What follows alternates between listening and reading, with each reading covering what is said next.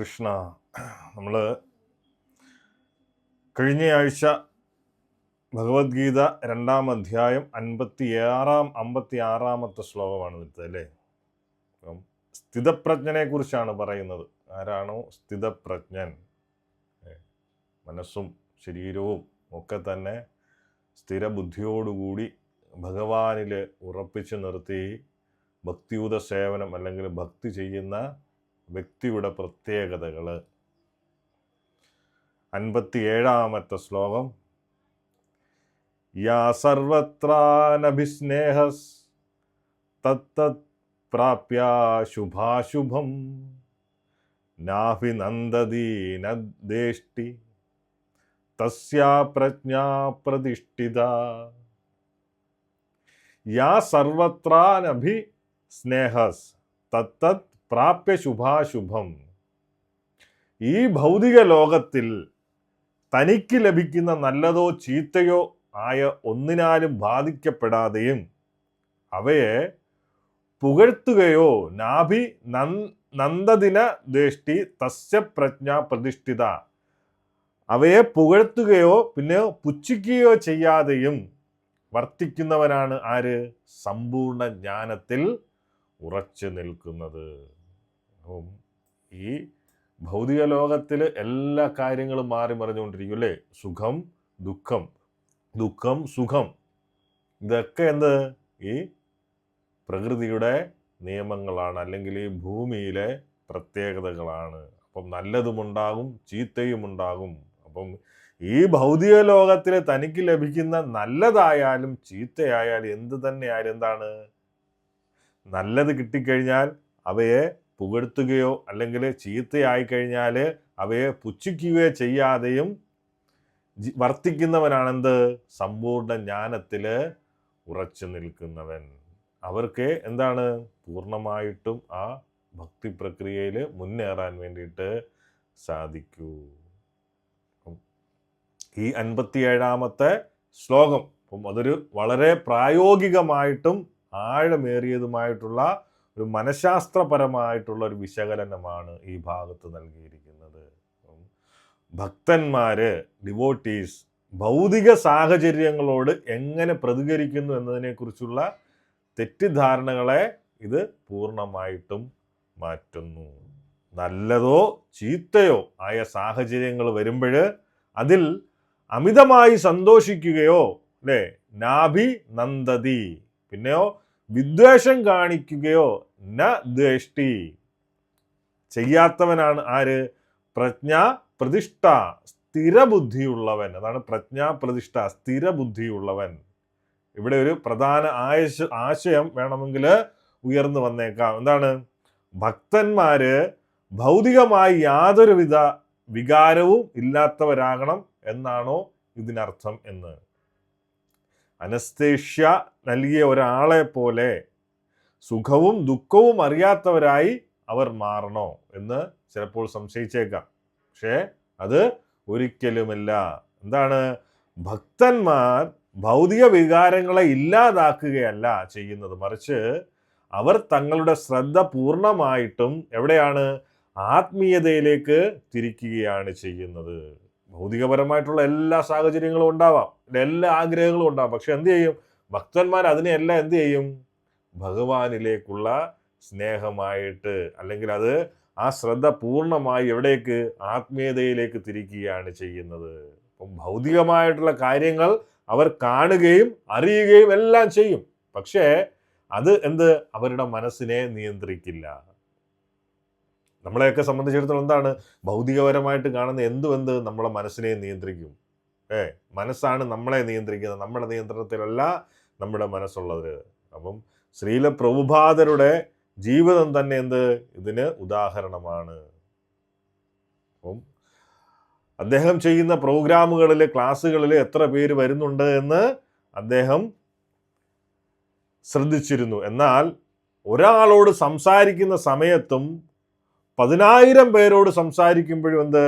ഒരേ ആവേശത്തോടെയാണ് അദ്ദേഹം കൃഷ്ണനെ കുറിച്ച് പറഞ്ഞത്. എങ്ങനെ? ഫലത്തെക്കുറിച്ച് ആകുലപ്പെടാതെ, എന്ത് വന്നാലും എന്ത്? ഭഗവത് സേവനം തുടരുക എന്നത് മാത്രമായിരുന്നു അദ്ദേഹത്തിൻ്റെ ലക്ഷ്യം. കാരണം ഒരാളെ ഉള്ളുവെങ്കിലും സെയിം തന്നെയായിരിക്കും സംസാരിക്കുന്നത്. 10,000 പേരായാലും അതേ മനോഭാവത്തോടെയും സന്തോഷത്തോടെ ആയിരിക്കും സംസാരിക്കുന്നത്. പക്ഷേ സാധാരണ ആൾക്കാരെന്താണ്, നമ്മൾ കണ്ടിട്ടില്ലേ, ആൾക്കാർ ഇപ്പം ആത്മീയതയായാലും രാഷ്ട്രീയത്തിലായാലും ഒക്കെ തന്നെ ആൾക്കാർ വരാൻ വേണ്ടിയിട്ട് കാത്തു നിൽക്കും അല്ലേ. 1-2 പേരേ ഉള്ളെങ്കിൽ അവരത് ക്യാൻസൽ ചെയ്തിട്ട് പോകും. പക്ഷേ പ്രഭുപാദരുടെയും അല്ലെങ്കിൽ ശുദ്ധഭക്തന്മാരും ആയാലും എങ്ങനെയാണ് ചെയ്യുന്നത്? അവർ ഫലത്തെക്കുറിച്ച് ആകുലപ്പെടാതെ എന്ത് വന്നാലും ഭഗവത് സേവനം തുടരുക എന്നതായിരുന്നു അവരുടെ ലക്ഷ്യം എന്ന് പറയുന്നത്. അപ്പോൾ സാധാരണയായിട്ട് ഉൽപ്പന്നം അല്ലെങ്കിൽ അസ്വസ്ഥത എന്നത് നമ്മൾ മോശം കാര്യങ്ങൾക്കാണ് പറയാറുള്ളത്. എന്നാൽ പ്രഭുപാദര് പറയുന്നത് അത് നല്ലതുമാകാം. നമ്മുടെ ലക്ഷ്യത്തിൽ നിന്ന് നമ്മളെ വഴിതിരിച്ചു വിടുന്ന എന്തുമെന്ത് ഒരു അസ്വസ്ഥതയാണ്. നമ്മുടെ അസ്വസ്ഥത എന്ന് പറയുന്നത് അല്ലേ, നമുക്ക് എല്ലാവർക്കും മോശം കാര്യങ്ങൾ കേൾക്കുമ്പോഴാണ് തോന്നുന്നത്, അസ്വസ്ഥത തോന്നുന്നത്. പക്ഷേ പ്രഭുപാദർ എന്താണ് പറയുന്നത്? നമ്മുടെ ലക്ഷ്യത്തിൽ നിന്ന് നമ്മളെ തിരിച്ചു വിടുന്ന എന്തും ഒരു അസ്വസ്ഥതയാണ്. പലപ്പോഴും പരാജയങ്ങളെക്കാൾ കൂടുതൽ വിജയങ്ങളാണ് നമ്മളെ അപകടത്തിലാക്കുന്നത്. വിജയം വരുമ്പോൾ നമ്മൾ ജാഗ്രത കുറയ്ക്കുകയും മായയുടെ വലയിൽ വീഴുകയും ചെയ്യും. സുഖഭോഗങ്ങൾ നമ്മുടെ ആത്മീയ ശ്രദ്ധ തിരിക്കുന്നുവെങ്കിൽ അതും ഒരു ഉൽപ്പന്നമാണ്. ഉൽപ്പന്നം എന്ന് ഉദ്ദേശിക്കുന്നത് അസ്വസ്ഥതയാണ്. ഭഗവാൻ ചെയ്യുന്നത് എപ്പോഴും തൻ്റെ പരമമായ നന്മയ്ക്ക് വേണ്ടിയാണെന്ന് ഭക്തർ തിരിച്ചറിയുന്നു. അല്ലേ, നമ്മൾ എന്തെങ്കിലും ഒരു കാര്യം ചെയ്തു കൊടുത്തു കഴിഞ്ഞാൽ ആൾക്കാർ നമ്മളെ പുകഴ്ത്തും. ചിലപ്പം പിറ്റേ ഒരു പ്രാവശ്യം എന്ത് ചെയ്യും, അവർ ചിലപ്പം അത് മറന്നു പോകും. നമുക്ക് സ്വാഭാവികമായിട്ടും അതിലൊരു അസ്വസ്ഥതയുണ്ടാകും അല്ലേ. അപ്പം എന്ത് സംഗതി ആയാലും ഒരേ രീതിയിൽ കാണണം. അതാണ് ഇതിൻ്റെ ഒരു ആകെ മൊത്തം ഉള്ള ഒരു നമ്മളെ പഠിപ്പിക്കുന്ന ഒരു തത്വം എന്ന് പറയുന്നത്. അപ്പം ഒരിക്കലൊരു പ്രശസ്തനായിട്ടുള്ള ഒരു വീണ വിദ്വാൻ ഒരു രാജകൊട്ടാരത്തിരുന്നിട്ട് ഭഗവാനെ കുറിച്ച് അതീവ ഭക്തിയോടെ കീർത്തനങ്ങൾ പാടുകയായിരുന്നു. അദ്ദേഹത്തിൻ്റെ സംഗീതത്തിൽ മുഴുകി മനസ്സ് പൂർണ്ണമായിട്ടും ഭഗവാനിൽ അലിഞ്ഞു ചേർന്നിരുന്നു. ആ പാട്ടിലൂടെ അദ്ദേഹം പാടിക്കൊണ്ടിരുന്ന സമയത്ത് പെട്ടെന്ന് കൊട്ടാരത്തിൻ്റെ വശത്തുണ്ടായിരുന്ന വലിയ ഒരു ജനൽവാതിൽ കാറ്റിൽ തുറക്കും. ആ സമയം ആ ജനലിൽ കൂടി പുറത്തു നിന്ന് സുഗന്ധമുള്ള ഒരു തണുത്ത കാറ്റ് ഉള്ളിലേക്ക് വീശും. ഇതാണ് ഭൗതിക സാഹചര്യം എന്ന് പറയുന്നത്. തൊട്ടടുത്ത നിമിഷം ആ കാറ്റിൻ്റെ വേഗത കൂടി പുറത്തു നിന്നുള്ള പൊടിയും ഉണങ്ങിയ ഇലകളും അദ്ദേഹത്തിൻ്റെ മേലേക്ക് പറന്നു വീഴും. ഇതാണ് മോശമായിട്ടുള്ള ഭൗതിക സാഹചര്യം. എന്നാൽ ഈ സംഗീതജ്ഞൻ കാറ്റടിച്ചപ്പോൾ പാട്ട് നിർത്തുകയോ പൊടി വന്ന സമയത്ത് ദേഷ്യപ്പെടുകയോ ചെയ്തില്ല. അദ്ദേഹം കാറ്റിനെയും പൊടിയെയും അറിഞ്ഞു. പക്ഷേ അദ്ദേഹത്തിൻ്റെ ശ്രദ്ധ മുഴുവൻ എവിടെയായിരുന്നു? ആ വീണയിലെ നാദത്തിലും ഭഗവത് ചിന്തയിലുമായിരുന്നു. ഭൗതികമായ ആ മാറ്റങ്ങൾക്ക് അദ്ദേഹത്തിൻ്റെ സംഗീതത്തിൻ്റെ താളം തെറ്റിക്കാൻ വേണ്ടിയിട്ട് കഴിഞ്ഞില്ല. അപ്പം വിരുന്ന് കഴിഞ്ഞ സമയത്ത് രാജാവ് അദ്ദേഹത്തിന് വിലപിടിപ്പുള്ള രത്നമാല സമ്മാനമായി നൽകി. അദ്ദേഹം അത് വാങ്ങി ഭഗവാന്റെ വിഗ്രഹത്തിൽ ചാർത്തി. അപ്പോൾ വഴിയിൽ വെച്ചിട്ട് ആരോ ആ മാല മോഷ്ടിച്ചു. അപ്പോഴും അദ്ദേഹം സങ്കടപ്പെട്ടില്ല. അദ്ദേഹം എന്താണ് പറഞ്ഞത്? മാല തന്നതും കൊണ്ടുപോയതുമാരാണ് ഭഗവാന്റെ ഇച്ഛയാണ്. എൻ്റെ സംഗീത സേവനം തടസ്സപ്പെടാതിരുന്നാൽ മാത്രം മതി. നമ്മുടെ ജീവിതത്തിൽ പല ബുദ്ധിമുട്ടുകളും പല പ്രതിസന്ധികളും പലതും ഉണ്ടാകും. പക്ഷേ എന്താണ് തടസ്സപ്പെടാതിരിക്കേണ്ടത്? എപ്പോഴും പ്രാർത്ഥിക്കേണ്ടത് എൻ്റെ ഭഗവത് സേവനം, എൻ്റെ നാമജപം, ഭഗവാനോടുള്ള ഭക്തി ഒരിക്കലും തടസ്സപ്പെടാതിരുന്നാൽ മതി. ബാക്കിയെല്ലാം ഭഗവാന്റെ ഇച്ഛയാണ് എന്ന രീതിയിൽ നമ്മൾ കാണാൻ വേണ്ടിയിട്ട് ശ്രമിക്കണം. അങ്ങനെ അത് കാണാവൂ. എങ്കിലേ ആധ്യാത്മികതയിൽ ഉയരാൻ വേണ്ടിയിട്ട് നമുക്ക് സാധിക്കുകയുള്ളൂ. അപ്പം ഈ കഥയും തത്വവും തമ്മിലുള്ള ബന്ധം എന്ന് പറയുന്നത് ഈ തണുത്ത കാറ്റും പൊടിയും ജീവിതത്തിൽ മാറി മാറി വരുന്ന നല്ലതും ചീത്തയുമായിട്ടുള്ള സാഹചര്യങ്ങൾ, ശുഭാശുഭം. സംഗീതജ്ഞനോ കൃഷ്ണാവബോധമുള്ള ഭക്തൻ. അദ്ദേഹം സാഹചര്യങ്ങളെ ഇല്ലാതാക്കുന്നില്ല, അല്ലേ? അനസ്തേഷ്യ പോലെ ചെയ്തതിന് ശേഷം എന്താണ്? പൂർണ്ണമായിട്ട് അറിയാതിരിക്കുന്നില്ല. അനസ്തേഷ്യ ചെയ്ത് കഴിഞ്ഞാൽ ഒന്നും അറിയത്തില്ല. അതേപോലെ എന്താണ്? പൂർണ്ണമായി അറിയാതിരിക്കുന്നില്ല. മറിച്ച് എന്താണ്? സംഗീതമാകുന്ന ആത്മീയതയിൽ ശ്രദ്ധ കേന്ദ്രീകരിക്കുന്നത് കൊണ്ട് ഭൗതിക മാറ്റങ്ങൾ അദ്ദേഹത്തെ ബാധിക്കുന്നില്ല. അവിടെയാണ് നമ്മൾ ശ്രദ്ധിക്കേണ്ടത്. അതുകൊണ്ടാണ് നമുക്ക് അങ്ങനെ ഒരു മനോഭാവം ഇല്ലാത്തത് കൊണ്ടാണ് എന്തെങ്കിലും പ്രശ്നങ്ങളും പ്രതിസന്ധികളും വരുന്ന സമയത്ത് നമ്മൾ ഭക്തി ഉപേക്ഷിച്ച് നമ്മൾ പോകുന്നത്. അല്ലെങ്കിൽ വേറെ ആരെങ്കിലും വേറെ എന്തിനേക്കാളും സംസാരിക്കുന്ന സമയത്ത്, ഉപദേശിക്കുന്ന സമയത്ത് നമ്മൾ ഇതിട്ടിട്ട് നമ്മൾ പോകാൻ കാരണം എന്താണ്? നമുക്ക് ഈ ഒരു ഭക്തിപരമായിട്ടുള്ള ഈ ഒരു അറിവ് അല്ലെങ്കിൽ ഈ ഒരു ഭക്തി ഇല്ലാത്തതിൻ്റെ പ്രശ്നമാണ്. കാരണം ഈ ഭൗതിക മാറ്റങ്ങൾ എന്ന് പറയുന്നത് പ്രകൃതിയുടെ നിയമമാണ്. അതും താൽക്കാലികമാണ്. സുഖവും ദുഃഖവും നല്ലതും ചീത്തയും എല്ലാം അതിങ്ങനെ മാറി മറിഞ്ഞുകൊണ്ടേയിരിക്കും. പക്ഷെ നമ്മുടെ ഭക്തി നഷ്ടപ്പെടരുത്, ഭഗവാനോടുള്ള പ്രേമം നഷ്ടപ്പെടരുത്. അതെപ്പോഴും ഉറച്ചു നിൽക്കണം ഏത് പ്രതിസന്ധിയിലും. പലരും പറയാറുണ്ട് പരീക്ഷണമാണ് എന്ന്. അങ്ങനെയെങ്കിൽ അങ്ങനെ കാണുക. കാരണം നമ്മുടെ ജീവിതം എന്ന് പറയുന്നത് കുറച്ച് വർഷങ്ങൾ, ദിവസം എടുത്തു കഴിഞ്ഞാൽ എത്ര? 50,000 ദിവസം ജീവിച്ചിരിക്കുന്നുണ്ടോ? 20,000 ദിവസം ജീവിച്ചിരിക്കുന്നുണ്ടോ? ദിവസം കണക്ക് കൂട്ടിയാൽ മതി. നമ്മൾ വർഷം പറയുമ്പോൾ എന്തോ വലിയ സംഭവമായിട്ടോ, പക്ഷെ കുറച്ച് ദിവസങ്ങളാണ് നമ്മൾ ഈ ഭൂമിയിൽ ജീവിച്ചിരിക്കുന്നത്. ആ ഭൂമിയിൽ ജീവിച്ചിരിക്കുന്ന സമയത്ത് എന്ത് വേണം? നമുക്ക് വേണ്ടിയിട്ടും കുറച്ച് സമയം നമ്മൾ മാറ്റിവെക്കണം. സാധാരണ ഇപ്പോൾ നമ്മൾ ആർക്ക് വേണ്ടിയിട്ടാണ് ജീവിതം മാറ്റിവെച്ചിരിക്കുന്നത്? ഈ കൂട്ടത്തില് നമുക്ക് വേണ്ടിയിട്ട് സ്വന്തമായിട്ട് ജീവിക്കുന്ന ആരെങ്കിലും ഉണ്ടോ? സ്വന്തം ആവശ്യത്തിന് വേണ്ടിയിട്ട് ജീവിക്കുന്ന ഏതെങ്കിലും വ്യക്തിയുണ്ടോ? ഒരാളുമില്ല. ഇവിടെ ഇരിക്കുന്ന പലരും എന്താണ്? മറ്റു പലർക്കും വേണ്ടിയിട്ടാണ് ജീവിക്കുന്നത്, ഇല്ലേ? ഗൾഫിൽ പോയി ഇരിക്കുന്നവരെന്തിനു വേണ്ടിയിട്ട്? കുടുംബം നോക്കാൻ വേണ്ടിയിട്ടാണ് ജീവിക്കുന്നത്.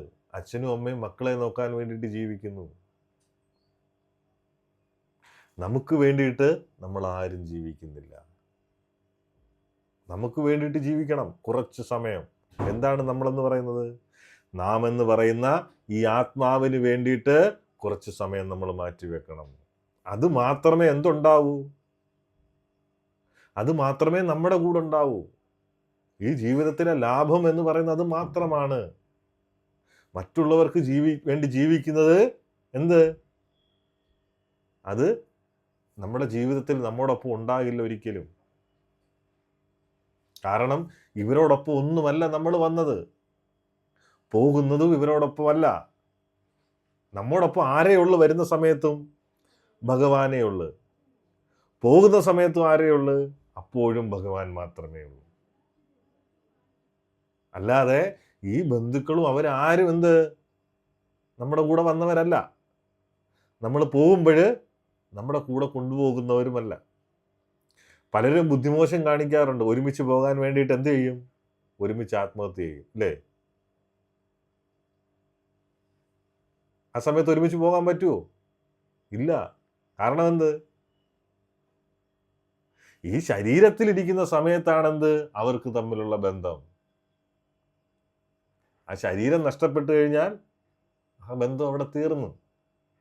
അതുകൊണ്ടാണ് ലോകത്തിലെ ഏറ്റവും വലിയ മണ്ടന്മാരാണ് ആത്മഹത്യ ചെയ്യുന്നതെന്ന് പറയുന്നത്.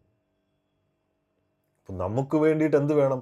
നമുക്ക് വേണ്ടിയിട്ട് നമ്മുടെ ജീവിതത്തിൽ മാറ്റിവെക്കാൻ പറ്റുന്ന നാമം ജപിക്കുക, ഭഗവാന്റെ കഥകൾ കേൾക്കുക. ഇത് മാത്രമേ ഉള്ളൂ ആത്മാവിന് സന്തോഷം നൽകുന്ന കാര്യം.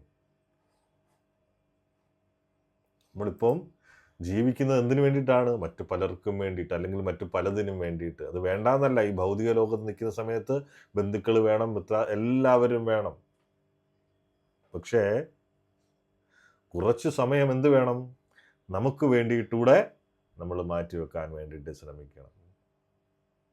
കാരണം ഭഗവാൻ മാത്രമേ ഉള്ളൂ ഏത് സമയത്തും നമ്മോടൊപ്പം. കല്യാണം കഴിച്ചതിന് ശേഷമാണ് ആര് വരുന്നത്? ഭാര്യ വരുന്നത്. അതിന് ശേഷമാണ് ആര് വരുന്നത്? മക്കൾ വരുന്നത്. ശരിയല്ലേ? ഇതെല്ലാം നമ്മൾ ഇവിടുന്ന് പോകുന്നത് കൂടി അതും പോകും. അപ്പം വിവാഹം കഴിച്ചു, കുട്ടികളുണ്ടായി, ഭർത്താവ് അല്ലെങ്കിൽ ഭാര്യയൊക്കെ ഉണ്ട്, പക്ഷെ അവരോടെല്ലാം കടമകളൊക്കെ ചെയ്യണം. കാരണം എന്താണ്? നമ്മൾ വിവാഹിതരാണ്. പക്ഷെ അതേ സെയിം ടൈമിലും ഇമ്പോർട്ടൻ്റ് എവിടെയാണ് കൊടുക്കുന്നത്? ഭക്തിക്ക് കൊടുക്കണം.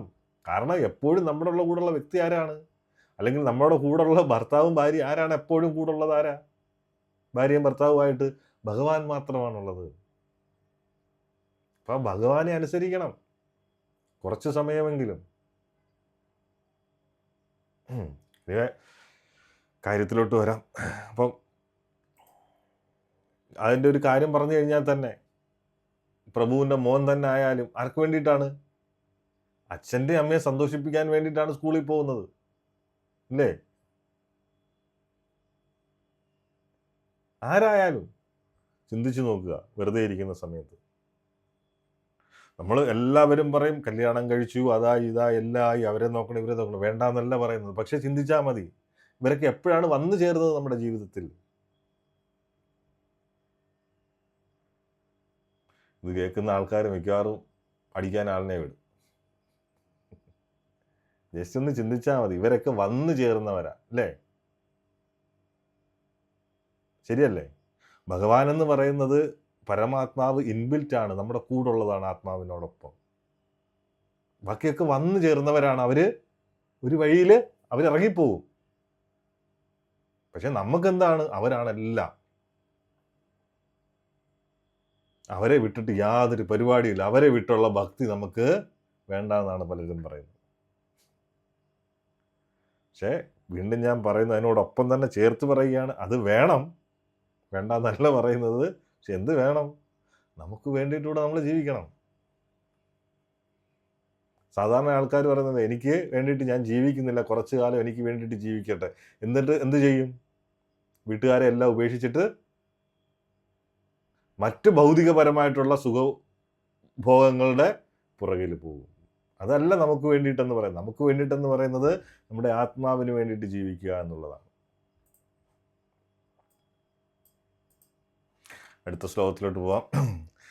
യഥാ സംഹരദേ ചായം കൂർമോ അംഗാനീവ സർവശ ഇന്ദ്രിയാണീന്ദ്രിയാർത്ഥേഭ്യ തസ്യാ പ്രജ്ഞാ പ്രതിഷ്ഠിത.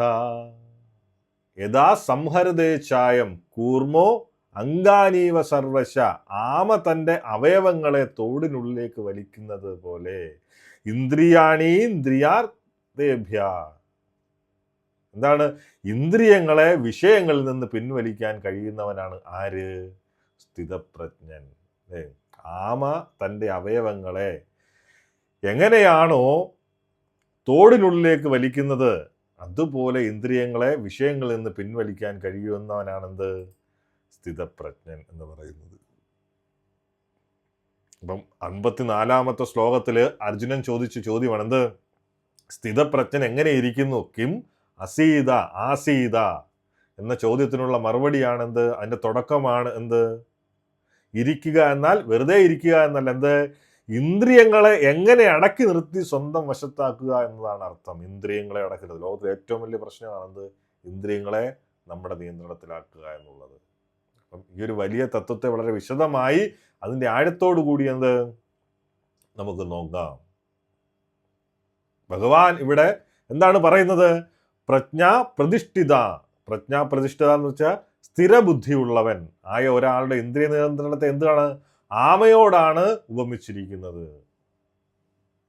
എന്തുകൊണ്ടാണത്? ആമയുടെ സംരക്ഷണം, അല്ലേ? ഒരു ആമയുടെ ശരീരം എന്ത്? വളരെ മൃദുവും ദുർബലവുമാണ്. എന്നാൽ അതിൻ്റെ പുറം തോട് ആന ചവിട്ടിയാൽ പോലും എന്ത്? തകരാത്ത അത്ര ശക്തമാണ്. വന്യമൃഗങ്ങൾ ആക്രമിക്കാൻ വരുമ്പോഴെന്ത് ചെയ്യും? ആമ തൻ്റെ തലയും കൈകാലുകളും എന്ത്? ശക്തമായിട്ട് ആ തോടിനുള്ളിലേക്ക് വലിച്ചെടുക്കുന്നു. അതാണ് സംഹരതേ. അതോടെ എന്ത്? ശത്രുവിന് അതിനെ ഒന്നും ചെയ്യാൻ കഴിയില്ല. ഏറ്റവും ഇമ്പോർട്ടൻ്റ് ആയിട്ട് നമ്മൾ ശ്രദ്ധിക്കേണ്ട ഒരു കാര്യമാണ് എന്ത്? നമ്മുടെ ഭൗതിക ജീവിതത്തിൽ നമ്മുടെ ഇന്ദ്രിയങ്ങളാണ് എന്തൊക്കെയാണ്? കണ്ണ്, ചെവി, നാക്ക്, മനസ്സ്. ഈ കാര്യങ്ങളാണ് എന്ത്? നമ്മുടെ ദുർബലമായിട്ടുള്ള വശങ്ങൾ, നമ്മുടെ വീക്ക് പോയിന്റ് എന്ന് പറയുന്നത്. ഈ ലോകമാകുന്ന യുദ്ധക്കളത്തിൽ മായ എപ്പോഴും നമ്മുടെ ഈ ദുർബല വശങ്ങളിലാണ് അടിക്കുന്നത്. കാരണം മായയ്ക്കറിയാം എന്ത്, എത്ര വലിയവനാന്ന് പറഞ്ഞാലും പിടിച്ച് താഴെയിടാൻ എന്തു പറ്റും, ഈ ഇന്ദ്രിയങ്ങളിലൂടെ സാധിക്കും. അപ്പം ബോക്സിംഗ് മത്സരത്തില് എതിരാളിയുടെ ദുർബലമായ ഭാഗം നോക്കി ഇടിക്കുന്നത് പോലെ മായ നമ്മുടെ ഇന്ദ്രിയങ്ങളിലൂടെ എന്തു പറ്റും, നമ്മളെ വലിച്ച് താഴേക്കിടുന്നു. അതുകൊണ്ട് ആമ ചെയ്യുന്നത് പോലെ ഇന്ദ്രിയങ്ങളെ എന്തു വേണം, ഉള്ളിലേക്ക് വലിച്ചെടുത്ത് കാത്തു സൂക്ഷിക്കുക എന്നതാണ് ബുദ്ധി എന്ന് പറയുന്നത്. ഭൗതികപരമായിട്ടുള്ള സുഖഭോഗങ്ങളിൽ എന്ത്, ശ്രദ്ധ തിരിക്കാതെ ഇരിക്കുക. ആ സമയം തന്നെ എന്ത് വേണം, നമുക്ക് ചിന്ത വേണം. എന്ത്, അതെല്ലാം നമ്മളെ നരകത്തിലേക്ക് നയിക്കുന്ന വസ്തുക്കളാണ്. അതേ ഇന്ദ്രിയങ്ങളെ എന്തിനു വേണം, ആ ഭഗവാനെ കാണാൻ വേണ്ടിയിട്ട് ശ്രമിക്കണം. മനസ്സിലേക്ക് ഭഗവാന്റെ ചിന്ത വരുത്തണം. അവിടെയാണ് അത് ബുദ്ധി ഉപയോഗിക്കുക എന്ന് പറയുന്നത്, അല്ലേ? ബുദ്ധി എന്ന് പറയുന്നത് എന്താണ്, ആ ഭഗവാന്റെ ചിന്ത വരുത്തുക. അല്ലാതെ ഭൗതികപരമായിട്ടുള്ള കാര്യങ്ങളിലേക്ക് നമ്മൾ പോകാതെ ഇരിക്കുക. കാരണം നമ്മുടെ ഏറ്റവും വലിയ എന്താണ് ദുർബലത, അല്ലെങ്കിൽ നമ്മുടെ ഭൗതിക ജീവിതത്തിൽ നമ്മുടെ ഇന്ദ്രിയങ്ങളാണ് എന്ത്, നമ്മുടെ ദുർബലമായ വശങ്ങൾ എന്ന് പറയുന്നത്. അപ്പം ആമ എങ്ങനെയാണോ ശത്രുക്കളിൽ നിന്ന് അതിനെ സംരക്ഷിക്കുന്നത്, അതേപോലെ എന്ത് വേണം, നമ്മളും നമ്മുടെ ഈ ഇന്ദ്രിയങ്ങളെ പിൻവലിക്കണം ഭൗതിക സുഖങ്ങളിൽ നിന്നും. അത് ഭഗവാന്റെ സേവനത്തിലേക്ക് വഴിതിരിച്ചു വിടണം.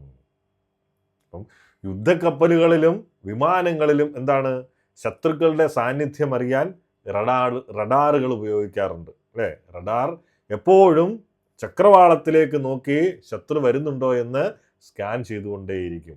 ശത്രുവിനെ കണ്ടാൽ അതിനെ തുരത്തുകയാണ് ചെയ്യാറ്. നമ്മുടെ കണ്ണുകളും ഇന്ദ്രിയങ്ങളും ഇതുപോലെ എപ്പോഴും എന്ത് വേണം, പുറത്തേക്ക് നോക്കി സ്കാൻ ചെയ്തുകൊണ്ടിരിക്കുകയാണ്. എന്നാൽ നമ്മുടെ ബുദ്ധി തകരാറിലായതുകൊണ്ട് എന്ത് പറ്റും, നമ്മെ നശിപ്പിക്കാൻ വരുന്ന ശത്രുക്കളെ, ഭൗതിക പ്രലോഭനങ്ങളെ നമ്മൾ തിരിച്ചുവിടാതെ എന്ത് ചെയ്യും, കെട്ടിപ്പിടിച്ച് വാ എന്ന് പറഞ്ഞിട്ട് സ്വാഗതം ചെയ്യും. അപ്പം ഈ പുറത്തേക്കുള്ള നോട്ടം അവസാനിപ്പിച്ച് നമ്മൾ ഉള്ളിലേക്ക് നോക്കണം. എവിടെ, ആത്മാവിലേക്ക് നോക്കണം. റഡാർ മാതിരിയാണ്, നമുക്കും ഇങ്ങനെ പുറമേ നോക്കിയിരിക്കുകയാണ്, അല്ലേ? നാമം ജപിക്കാൻ പറഞ്ഞു കഴിഞ്ഞാലോ ഒക്കെ പറഞ്ഞു കഴിഞ്ഞാൽ എന്ത് സംഭവിക്കും, നമ്മുടെ അവസ്ഥ എന്ന് പറയുന്നത്, നമ്മൾ അതിനെ അവോയ്ഡ് ചെയ്യും, അല്ലേ? വല്ല സിനിമയ്ക്ക് പോകാം, അല്ലെങ്കിൽ ഏതെങ്കിലും ഷോപ്പിംഗ് മോളിൽ പോകാം, അല്ലെങ്കിൽ വേറെ എന്തെങ്കിലും സ്ഥലങ്ങളിൽ പോകാമെന്ന് പറഞ്ഞു കഴിഞ്ഞാൽ, എവിടെയെങ്കിലും ട്രിപ്പ് പോകാമെന്നൊക്കെ പറഞ്ഞു കഴിഞ്ഞാൽ നമ്മളതിനെ ആലിംഗനം ചെയ്ത് സ്വാഗതം ചെയ്ത് നമ്മൾ അതിൻ്റെ കൂട്ടപ്പെടും. പക്ഷെ ആരെങ്കിലും പറയുകയാണ്, നമുക്ക് വൃന്ദാവനത്തിലോ മായാപ്പൂരോ എവിടെയെങ്കിലും ഒന്ന് യാത്രയ്ക്ക് പോകാമെന്ന് പറയുന്ന സമയത്ത് എന്ത് പറയും, സാമ്പത്തികമായിട്ട് വലിയ ബുദ്ധിമുട്ടില്ല. നാമം ജപിക്കാൻ പറഞ്ഞാലോ, സത്സംഗത്തിന് വരാൻ പറഞ്ഞാലോ, ഇപ്പോഴാണെങ്കിൽ ജോലി തീർന്നിട്ട് സമയമേ ഇല്ല. പിള്ളേരുടെ കാര്യം നോക്കണം, മക്കളുടെ കാര്യം നോക്കണം, ഭർത്താവിൻ്റെ കാര്യം നോക്കണം, ഭാര്യയുടെ കാര്യം നോക്കണം, ഇതെല്ലാം വേണമെന്ന് പറയും, അല്ലേ? അതിനെ ഒഴിവാക്കി വിട്ടിട്ട്, പക്ഷെ മറ്റേ കാര്യം പറയുന്ന സമയത്ത് എവിടുന്നേലും പൈസ ഉണ്ടാകും, അല്ലേ? എവിടുന്നേലും സമയമുണ്ടാകും, എല്ലാം ഉണ്ടാകും ആ സമയത്ത് നമുക്ക്.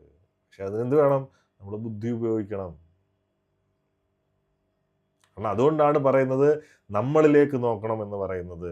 നമുക്കെന്ത് കിട്ടുന്നു അതിനകത്തുനിന്ന് ലാഭം, ആത്മാവിനെന്ത് കിട്ടുന്നു, അല്ലെങ്കിൽ മരണശേഷം നമുക്ക് എന്ത് ലാഭമാണ് ഇപ്പോൾ ചെയ്യുന്ന പ്രവൃത്തികളിൽ നിന്നുണ്ടാകുന്നത് എന്ന് നമുക്ക് നോക്കണം. അപ്പം മോഹങ്ങളും സാമ്പത്തികവും തമ്മിലുള്ള അകലം, നമ്മുടെ ഇന്ദ്രിയങ്ങൾ എന്താണ്, ഭൗതിക വസ്തുക്കളുടെ പിന്നാലെ നടക്കുമ്പോൾ രണ്ട് കാര്യങ്ങൾ സംഭവിക്കുന്നു. ഒന്ന്, ക്ഷീണം. നമ്മൾ ആഗ്രഹിക്കുന്ന കാര്യങ്ങളും നമുക്ക് താങ്ങാൻ കഴിയുന്ന സാമ്പത്തിക സാഹചര്യങ്ങളും തമ്മിൽ എപ്പോഴും എന്താണ്, ഒരു വലിയ അകലമുണ്ട്. പരസ്യ കമ്പനികൾ നമ്മുടെ മനസ്സിലില്ലാത്ത ആഗ്രഹങ്ങൾ എന്ത് കുത്തി നിറയ്ക്കും. അതാണ് ഈ റീൽസും പരസ്യങ്ങളും കാണാൻ പോയാലുള്ള കുഴപ്പം എന്ന് പറയുന്നത്.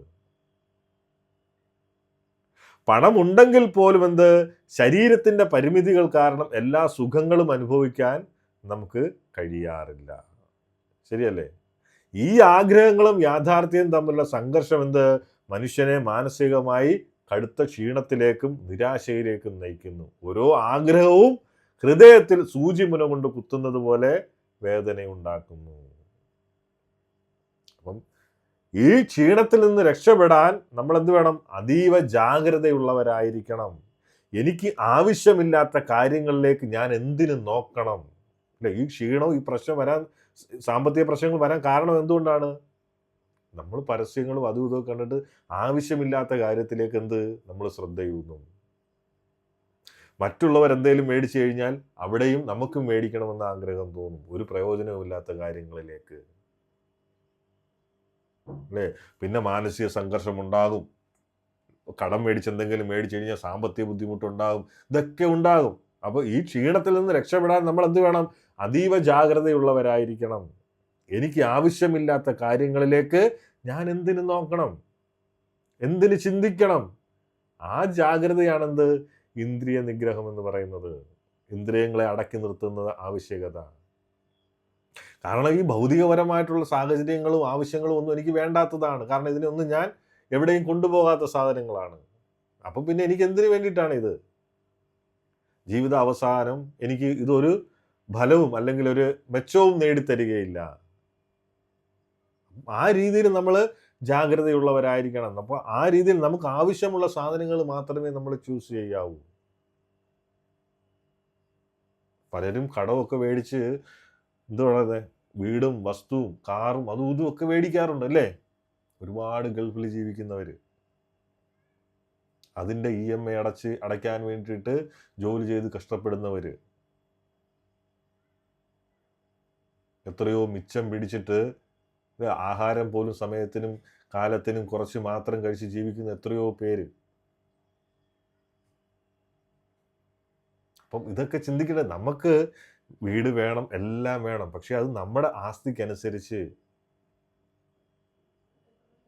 അല്ല എങ്കിൽ നമുക്ക് എന്താ പറയുക, നമുക്ക് നിലനിൽക്കാൻ വേണ്ടിയിട്ടുള്ള കാര്യങ്ങൾ നമ്മുടെ സാമ്പത്തിക സ്ഥിതി അനുസരിച്ച്. അപ്പോഴും എന്ത് വേണം? ആ ഭഗവാനെ മുന്നിൽ നിർത്തിക്കൊണ്ട്. അതുകൊണ്ടാണ് ഭഗവാൻ പറയുന്നത്, ഈശാവാസ്യം ഇതം സർവം യത്കിഞ്ച ജഗത്യാം ജഗത് തേന തെക്തേന ഭുഞ്ജീത മാ കൃത സിദ്ധനം എന്ന് വെച്ച് കഴിഞ്ഞാൽ എന്താണ്? ഇതെല്ലാം, എല്ലാ ചരാചരങ്ങളും എന്താണ് പറയുന്നത്, ഭൂമിയിലുള്ള എല്ലാ സംഗതികളും എന്താണ്? ഭഗവാന്റെ അധീനതയിലും ഭഗവാനാൽ നിയന്ത്രിക്കപ്പെടുന്നതുമാണ്. അതുകൊണ്ട് എന്ത് വേണം? ഒരുവൻ തനിക്ക് ആവശ്യമുള്ള ധനം മാത്രം സ്വീകരിക്കുക എന്നാണ് പറയുന്നത്. തനിക്ക് ആവശ്യമുള്ളത് മാത്രം.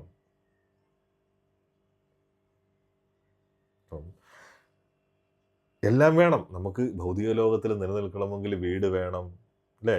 എല്ലാ കാര്യങ്ങളും വേണം. അതുകൊണ്ടാണ് പ്രഭുപാദർ പറയുന്നത്, 1 ഏക്കർ വസ്തുവും ഒരു ചെറിയ വീടും 2 പശുവും ഉണ്ട് എങ്കിൽ ഒരു കുടുംബത്തിന് നല്ല രീതിയിൽ ജീവിക്കാമെന്ന് പറയുന്നത്. കാരണം 1 ഏക്കർ വസ്തുവിൽ നമുക്ക് പച്ചക്കറി കൃഷി ചെയ്യാം. പശുവിൻ്റെ പാലും അല്ലെങ്കിൽ പശുവിൻ്റെ ആ ഉൽപ്പന്നങ്ങളും കഴിച്ചു കഴിഞ്ഞാൽ ഒരു അസുഖവും വരികയില്ല, സുഖമായിട്ട് നമുക്ക് ജീവിക്കാം. പക്ഷെ നമ്മളെന്താണ്? നമ്മളെപ്പോഴും അപ്പുറത്തേക്കാണ് നോക്കുന്നത്.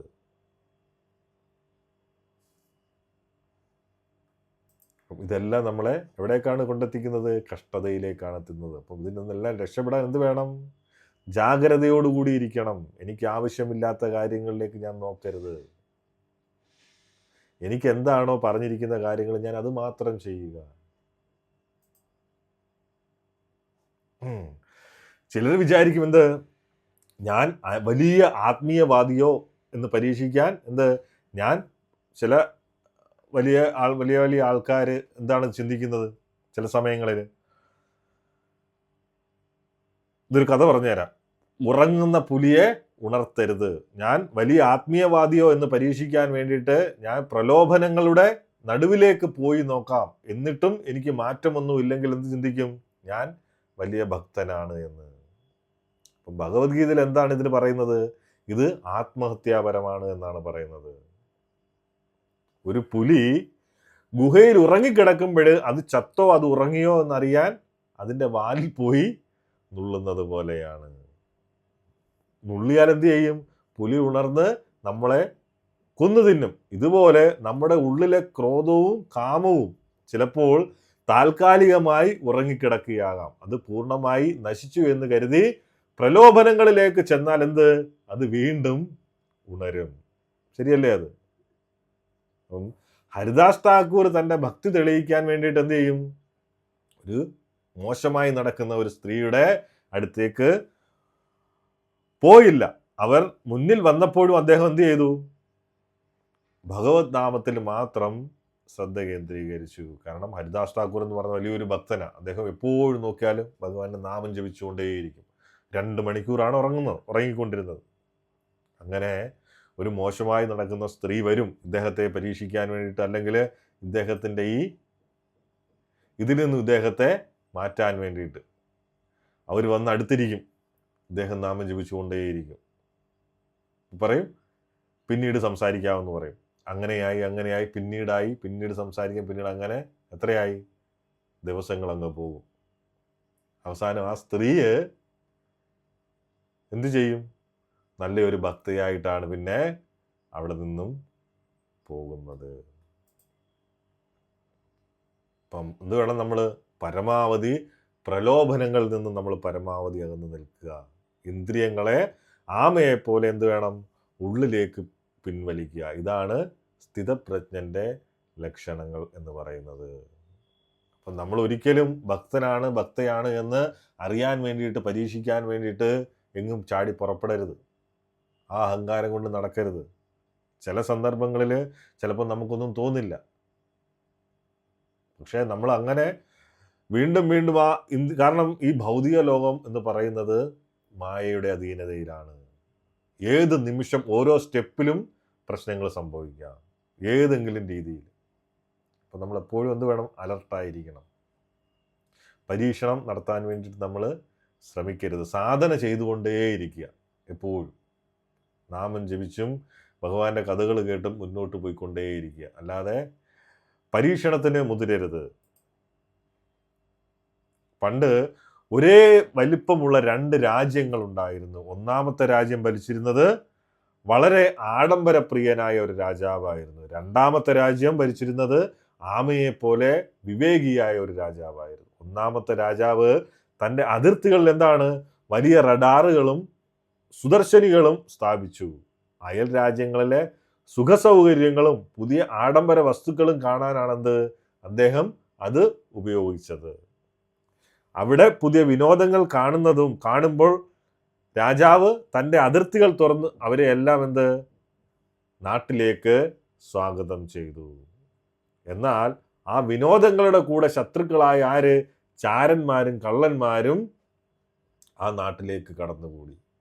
കൊട്ടാരത്തിലെ കാവൽക്കാരെല്ലാം പുറത്തെ കാഴ്ചകളിൽ മുഴുകിയപ്പോൾ ശത്രുക്കൾ വന്ന ആ രാജ്യത്തെ എളുപ്പം കീഴടക്കി. രാജാവ് ദുഃഖിതനും തടവുകാരനുമായി മാറി.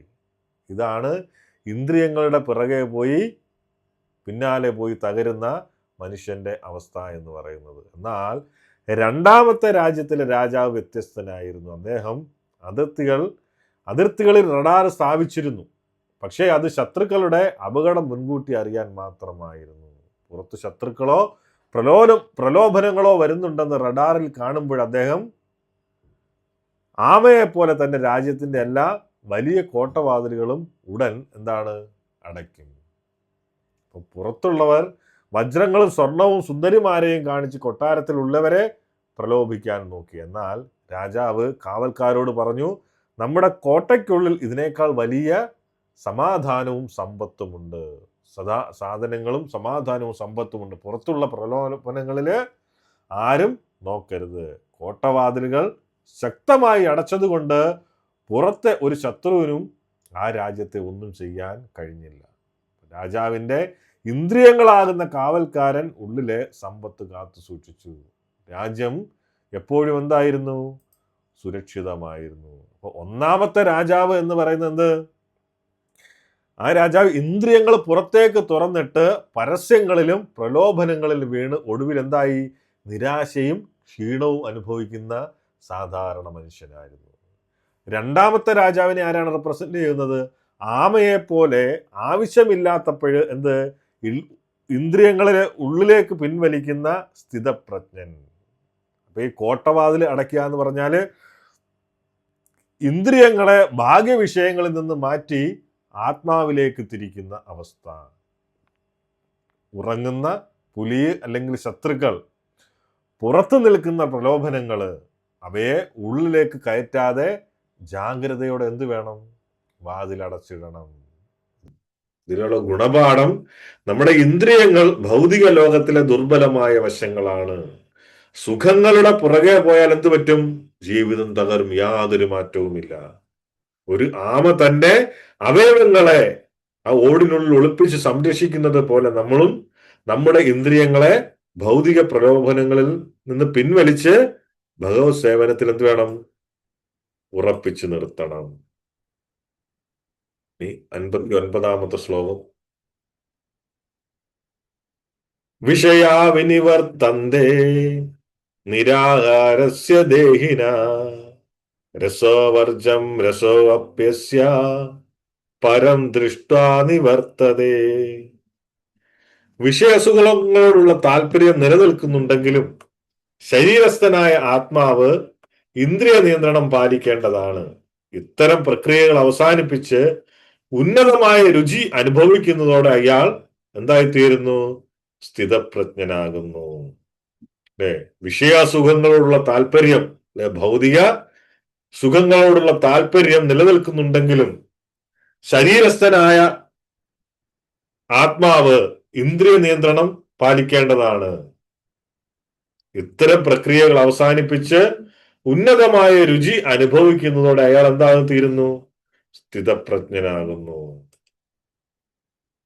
അപ്പം ഭഗവത്ഗീതയിൽ ഈ 2-ാം അധ്യായത്തിൽ 59ാമത്തെ ശ്ലോകത്തിന്റെ അതീവ സുപ്രധാനവും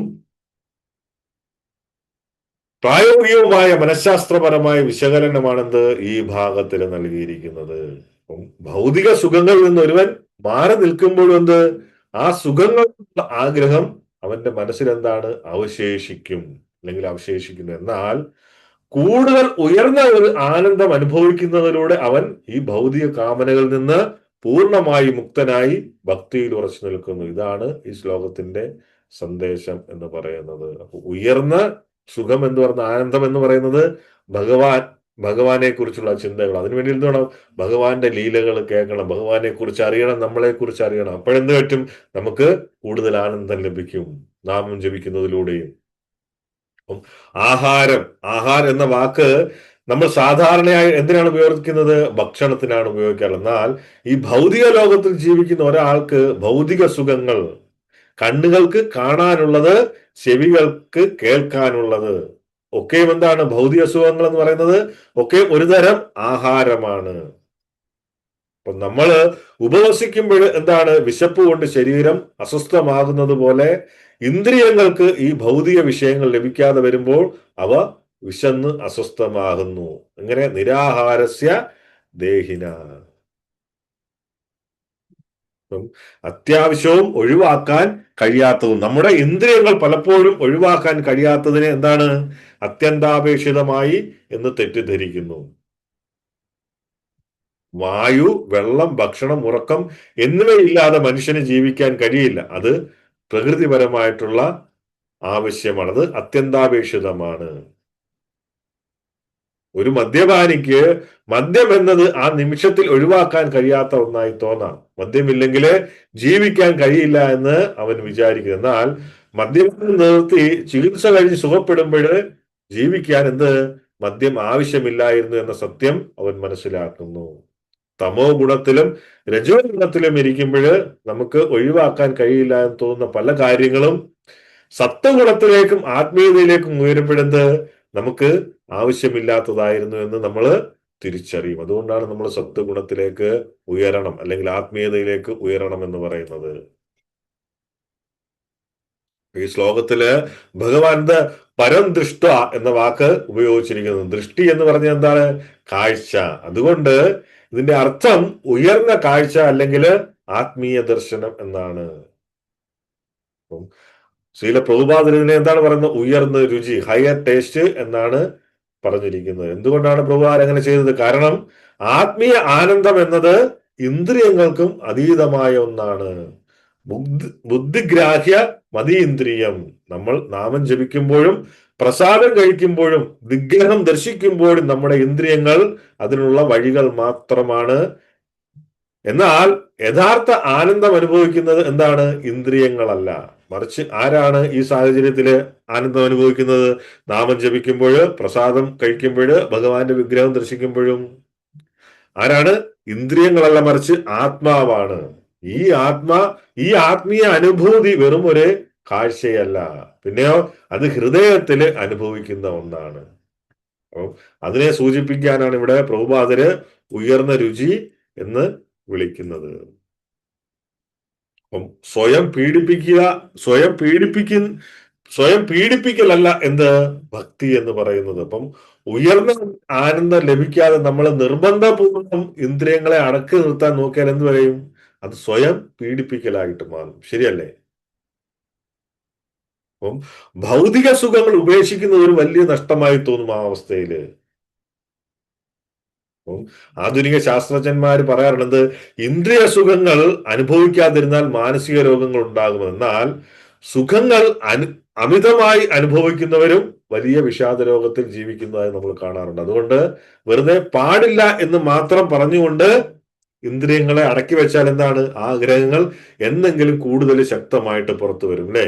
നമ്മൾ പലതിനും നമ്മൾ അത് ശരിയല്ല, അത് പാടില്ല, അങ്ങനെ പറഞ്ഞു പോയി കഴിഞ്ഞാൽ എന്ത് ചെയ്യും? അങ്ങനെ നിർത്തിക്കഴിഞ്ഞാൽ എന്തെങ്കിലും ഒരു സമയത്ത് അത് പുറത്തു വരും. അതിന് പരിഹാരം എന്ത്? അതെ എന്ന് പറയാൻ എന്ത് വേണം? അതെ എന്ന് പറയാൻ തക്കവണ്ണം ഉയർന്ന ഒരു ആത്മീയ അനുഭൂതി നമ്മൾ നേടേണ്ടതായിട്ടുണ്ട്. അതാണ് ഒരു ആത്മീയ അനുഭൂതി നേടിക്കഴിഞ്ഞാൽ, അങ്ങനെ ഒരു ഹയർ ടേസ്റ്റ് ഉണ്ടായി കഴിഞ്ഞാൽ മറ്റെല്ലാം സ്വയമേ നമുക്ക് വേണ്ടാത്തതായിട്ട് തോന്നും. ഇല്ല എങ്കിൽ അത് വീണ്ടും തികട്ടി വരും. അടുത്ത ശ്ലോകം, 60-ാമത്തെ ശ്ലോകം. യതതോ ഹ്യപി കൗന്ദേയ പുരുഷസ്യ വിഭഞ്ജിത ഇന്ദ്രിയാണി പ്രമാദീനി ഹരന്തി പ്രസഭം മന. ഇന്ദ്രിയങ്ങൾ അടക്കമില്ലാത്തവയും കരുത്തുള്ളവയുമാണ്. അർജുന, അവയെ നിയന്ത്രിക്കാൻ ശ്രമിക്കുന്നവന്റെ മനസ്സിനെ അവൻ വിവേകിയാണെങ്കിൽ പോലും എന്ത് അവ ബലാത്കാരേണ വലിച്ചു നീക്കുന്നു.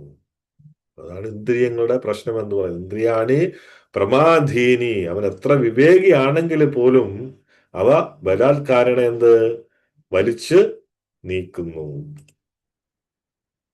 വിവേകശാലിയും ഇന്ദ്രിയങ്ങളെ നിയന്ത്രിക്കാൻ കഠിനമായി പരിശ്രമിക്കുന്നതുമായ ഒരു മനുഷ്യന്റെ മനസ്സിനെ പോലും എന്ത് ഇന്ദ്രിയങ്ങൾ ബലമായി തട്ടിക്കൊണ്ടുപോകുന്നു എന്നാണ് പറയുന്നത്. അപ്പം നമുക്ക് ഭൗതിക ലോകത്തിലെ മനുഷ്യരെ 3 വിഭാഗങ്ങളായിട്ട് തിരിക്കാം. എന്താണ്? ഒന്ന് വികർമ്മികൾ, നമ്മളിത് ഓൾറെഡി പറഞ്ഞിട്ടുള്ളതാണ്. എന്താണ്?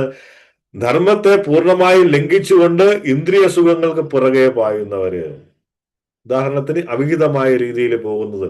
പിന്നെ 2 കർമ്മികള്, വേദങ്ങളിൽ പറയുന്ന പുണ്യകർമ്മങ്ങൾ ചെയ്ത് സ്വർഗസുഖം നേടാൻ ആഗ്രഹിക്കുന്നവര്. ഇവരെന്താണ്? വിവേകമില്ലാത്തവരാണ്. കാരണം സ്വർഗസുഖം താൽക്കാലികമാണെന്നും അത് ആത്മാവിന് യഥാർത്ഥ ആനന്ദം നൽകുന്നില്ലെന്നും ഇവർ മനസ്സിലാക്കുന്നില്ല. മുൻപൊരു ക്ലാസ്സിൽ നമ്മൾ ചർച്ച ചെയ്തതാണ്, അതുകൊണ്ട് കൂടുതലായിട്ട് പോകുന്നില്ല. അല്ലേ? ക്ഷീണേ പുണ്യേ മർത്യലോകം വിശന്തി. ചെയ്ത പുണ്യങ്ങൾക്ക് ക്ഷീണം സംഭവിക്കുമ്പോഴേ സ്വർഗലോകത്തിൽ നിന്ന് വീണ്ടും താഴേക്ക് വരും. പിന്നെ 3-ാമതാരാണത്? അകർമ്മം ചെയ്യുന്നവര്, യോഗികള്, ഭക്തന്മാര്. എന്ത്? ഭൗതിക സുഖങ്ങൾ ദുഃഖത്തിലേക്കും ബന്ധനങ്ങളിലേക്കും മാത്രമേ നയിക്കൂ എന്ന് തിരിച്ചറിഞ്ഞ് അതിൽ നിന്ന് മുക്തരാകാൻ ആത്മാർത്ഥമായി പരിശീലിക്കുന്ന വിവേകശാലികളായിട്ടുള്ള ആൾക്കാര്. ഈ തരത്തില് 3 പേരാണുള്ളത്. അപ്പം ഭഗവാൻ ഈ ശ്ലോകത്തിൽ പറയുന്നത് എന്ത്? സാധാരണക്കാരെ കുറിച്ചല്ല, മറിച്ച് ഈ 3-ാമത്തെ വിഭാഗമായ യോഗികളെ കുറിച്ചാണ്. എന്ത്? ഭക്തിയോഗം ചെയ്യുന്നവരെ കുറിച്ച്. മറ്റേ അഷ്ടാംഗയോഗം അല്ല, ഭക്തിയോഗികളെ കുറിച്ച്. അപ്പൊ ഇത്രയും വിവേകമുള്ളവരുടെ മനസ്സിനെ പോലും എന്താണ്? ഇന്ദ്രിയങ്ങൾ വലിച്ചിഴയ്ക്കുമെന്നാണ് പറയുന്നത്. അപ്പൊ അതുകൊണ്ട് അലർട്ടായിരിക്കണം. അപ്പൊ നമ്മുടെ ഇന്ദ്രിയങ്ങൾ ഉള്ളിൽ മനസ്സുമായി ബന്ധപ്പെട്ടിരിക്കുന്നു. അപ്പം ഉള്ളം കൈയിൽ നിന്ന് 5 വിരലുകൾ പുറപ്പെടുന്നത് പോലെ മനസ്സിൽ നിന്നാണ് 5 ഇന്ദ്രിയങ്ങൾ, കണ്ണ്, ചെവി, മൂക്ക്, നാക്ക്, ചർമ്മം പുറപ്പെടുന്നത്. അപ്പൊ നമ്മൾ ഭൗതിക വസ്തുക്കളിലേക്ക് ഇന്ദ്രിയങ്ങളെ തുറന്നു വിടുമ്പോൾ എന്ത് സംഭവിക്കും? ഇന്ദ്രിയങ്ങളെ തുറന്നു വിടുന്നത് ഇന്ദ്രിയങ്ങൾ മനസ്സിലേക്ക് ആഗ്രഹങ്ങളെ വലിച്ചു കൊണ്ടുവരും. അല്ലെ? നമ്മള് ഭൗതിക വസ്തുക്കളിലേക്ക് എന്ത് ചെയ്യും? നമ്മൾ ഇന്ദ്രിയങ്ങളെ തുറന്നു വിട്ടു കഴിഞ്ഞാൽ എന്താണ് സംഭവിക്കുന്നത്? ആ ഇന്ദ്രിയങ്ങൾ നമ്മുടെ മനസ്സിലേക്ക് എന്ത് കൊണ്ടുവരും? ആഗ്രഹങ്ങളെ വലിച്ചു കൊണ്ടുവരും. തീപ്പൊരി കണ്ടിട്ട് ഈ ഈയാമ്പാറ്റകൾ പാഞ്ഞെടുക്കുന്നില്ലേ, ആ അവസ്ഥയാണ്. അപ്പം മനസ്സ് അതേപോലെ എന്ത് ചെയ്യും, ഈയാമ്പാറ്റകൾ വരും, ആ തീയില് വീണ് മരിക്കും. അപ്പൊ അതുപോലെ മനസ്സ് ഭൗതിക സുഖങ്ങളിലേക്ക് വീണ് പോകുന്നു. അപ്പൊ ഇതിന് ഏറ്റവും വലിയ ഒരു ഉദാഹരണമാണ് വിശ്വാമിത്ര മഹർഷി. മേനകയുടെ കാൽച്ചിലമ്പിന്റെ ശബ്ദം കേട്ട നിമിഷം അദ്ദേഹത്തിന്റെ മനസ്സില് ഭാവനകൾ ഉണരുകയും ആത്മനിയന്ത്രണം നഷ്ടപ്പെടുകയും ചെയ്തു. അപ്പം ഈ വീണ്ടും പറയാണ്, ഈ മോശം ചിന്തകൾ വരുന്നത് പതനം എന്നല്ല, അല്ലെങ്കിൽ നമ്മൾ വീണു പോകുന്നു എന്നല്ല അതിനർത്ഥം. അതുകൊണ്ട് ഞാൻ വീണു പോയി, ഇനി എനിക്കൊന്നും വേണ്ട, ഞാൻ വിട്ടുപോവുകയാണ് എന്നല്ല അതിന്റെ അർത്ഥം. ഭൗതിക ലോകത്തിൽ ജീവിക്കുമ്പോഴെന്ത്, മുൻകാല ഓർമ്മകൾ കൊണ്ടോ നമ്മുടെ ചുറ്റുപാടുകൾ കൊണ്ടോ മോശം ചിന്തകള് മനസ്സിൽ വരുന്നത് എന്താണ്, സ്വാഭാവികമാണ്. അപ്പം ഭക്തർക്ക് പോലും ഇത്തരം ചിന്തകൾ വന്നേക്കാം. എന്നാൽ അവിടെയാണ് വ്യത്യാസം. ഭൗതികവാദി അല്ലെ, ഭൗതിക സുഖങ്ങളിൽ മാത്രം കഴിയുന്ന ഒരു വ്യക്തി മോശം ചിന്തകൾ വരുമ്പോഴേ അതിനെ ഇരു കൈ നീട്ടി സ്വാഗതം ചെയ്യുന്നു. ശുദ്ധ ഭക്തർ എന്ത് ചെയ്യും, അത്തരം ചിന്തകൾ വരുമ്പോൾ ഉടൻ തന്നെ അതിനെ തള്ളിക്കളയും, അതിൽ ഒട്ടും ശ്രദ്ധ കൊടുക്കില്ല. അതാണ് പറയുന്നത്, നമുക്ക് എല്ലാവർക്കും ആഗ്രഹങ്ങൾ വരും, എത്ര വലിയ ഭക്തർക്കും ആഗ്രഹങ്ങൾ വരും, പക്ഷെ അവരെന്ത് ചെയ്യും, അതിനെ തള്ളിക്കളയും, അതിനെ സ്വീകരിക്കുകയല്ല വേണ്ടത്.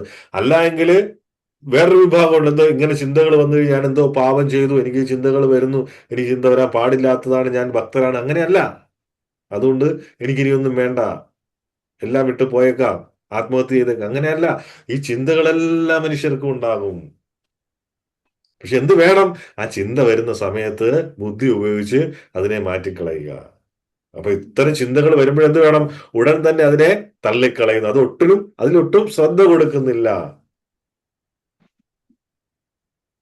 സാധകര് ഇവര് രണ്ട് അവസ്ഥകൾക്കും നടുവിലാണ്. നേരത്തെ പറഞ്ഞ ശുദ്ധഭക്തർ, ഇപ്പൊ ഒരു സാധകര്, അതായത് സാധന ചെയ്തുകൊണ്ടിരിക്കുന്നവര്,